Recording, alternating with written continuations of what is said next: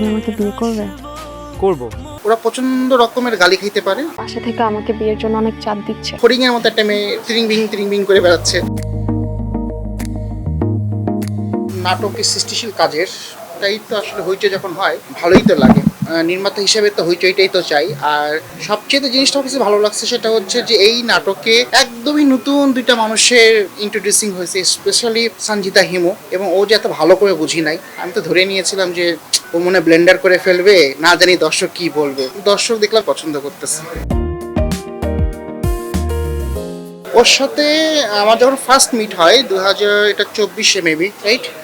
24 তো ওর যে জিনিস সবচেয়ে বেশি ভালো লাগছে সেটা হচ্ছে টাইম সেন্স। আমাদের মিটিং ছিল সকাল 10টা। আমি আসলে নতুনদের ক্ষেত্রে মাঝে মাঝে একটু ওদের সাথে একটু হিটলারি করি আর কি। সো এই সকাল 10টা উইয়ার টাইমে বলে যে meeting call. So on time meeting এসে আসলো। এবং এই জিনিসটা আমার কাছে সবচেয়ে বেশি ভালো লাগছে যে এখনকার ছেলে মেয়েদের মধ্যে এই যে কি বলবো এটাকে, টাইম পাংচুয়ালিটি, টাইমের প্রতি এতটা সিনসিয়ার এবং কাজের প্রতি এতটা প্যাশনেট। সো এটাই আমাকে প্রথমে ভাবতে শিখাইছে যে না, ওকে লেট ট্রাই। অ্যান্ড এই কাজটার জন্য ওর সাথে আমাদের অনেকদিন ধরে কথা হচ্ছিল।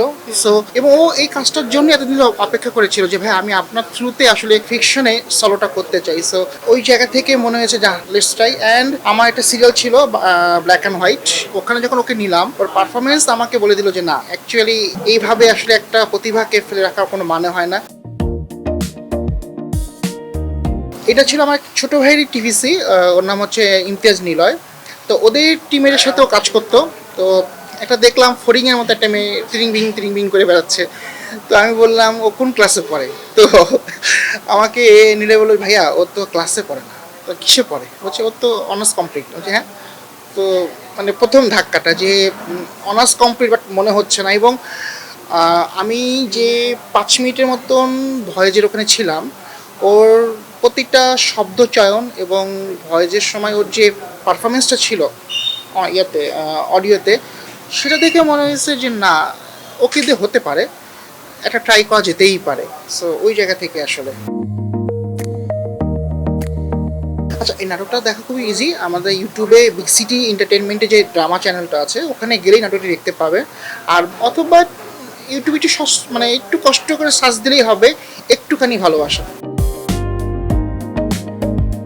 না, প্ল্যান আছে সঞ্জিত হিমুর সাথে আরও বেশ কিছু প্রজেক্টের প্ল্যান আছে। ইনফ্যাক্ট এই মাসের শেষেই আমাদের আরেকটা শুটিং আছে এবং সেটাও একটা হোপসো খুব ভালো একটা প্রজেক্ট হতে যাচ্ছে এবং খুব রিনাউন একজন আর্টিস্টের সাথে ওর স্ক্রিন শেয়ারটা হবে। দেখা যাক কি হয়। না, এই ভয়ে সবসময় আছি। এটা ইনফ্যাক্ট গতকালকে বলতেছিলাম তুই যখন একজন ইন্ডাস্ট্রির সবচেয়ে বড় একটা ডিরেক্টরের সাথে কাজ করছিস, তো ভুলে যাইস না যে আমি তোকে প্রথম সুযোগটা দিয়েছি, ডেট রাখিস। তো বলো না ভাইয়া ডেটটা রাখবো। ওকে ঠিক আছে। সফট কর্নার থাকা উচিত কাজের প্রতি। আর রেমুনারেশনটা আসলেই প্রত্যেকটা মানুষ আর্ন করে। সো যেটা সে আর্ন করে সেখানে আসলে কে কার হাত ধরে উঠলো সেটার চাইতে ইম্পর্টেন্টটা হচ্ছে তাকে বা উভয় পক্ষকে ওই রেসপেক্টের জায়গাটা রাখতেছে কিনা। কারণটা হচ্ছে যেটা আর্ন করবেন আপনি সেটাকে অবশ্যই আপনাকে পে করতে হবে, এটা তো তাই না? সো ওই জায়গায় আসলে কম্প্রোমাইজ করাটা উচিত না, তাতে শিল্প কম্প্রোমাইজ হয়ে যায়। আউটপুট কতটা পেলাম তার চাইতে বড় ইম্পর্টেন্ট ফ্যাক্টর হচ্ছে ওরা কতটুকু দেওয়ার চেষ্টাটা করছে। এখন যদি প্রথম প্রজেক্টে যদি ওদের কাছ থেকে আমি জাজমেন্টে যাই তাহলে তো এটা ওদের চলার পথ অনেক মানে কঠিন হয়ে যাবে। ওরা ভালো করেছে, ভালো করবে। দুজনেরই একটা জিনিস খুবই কমন, ওরা প্রচণ্ড রকমের গালি খাইতে পারে। ওদের হজম শক্তি অনেক ভালো আলহামদুলিল্লাহ। এই হজম শক্তি যতদিন থাকবে ওরা আরও ভালো করবে। আচ্ছা আমরা থ্যাংক ইউ আমাদেরকে দুজন এমন একটা সুন্দর পরিবেশে আমাদের সময় দিলেন এনটিভিকে। আপনাদের দুজনকেই খুব বেশি আপনাদেরকেও ধন্যবাদ আমাদেরকে এই সুযোগটা করে দেওয়ার জন্য। আর এনপিবি সবসময় আমার পাশে থাকে, এটার জন্য এনপিবি পরিবারকে আমার অন্তঃস্থল থেকে অনেক অনেক ধন্যবাদ। এবং আশা করব যে নেক্সটেও আমাদের প্রজেক্টটা আপনারা এইভাবেই আমাদের পাশে থাকবেন।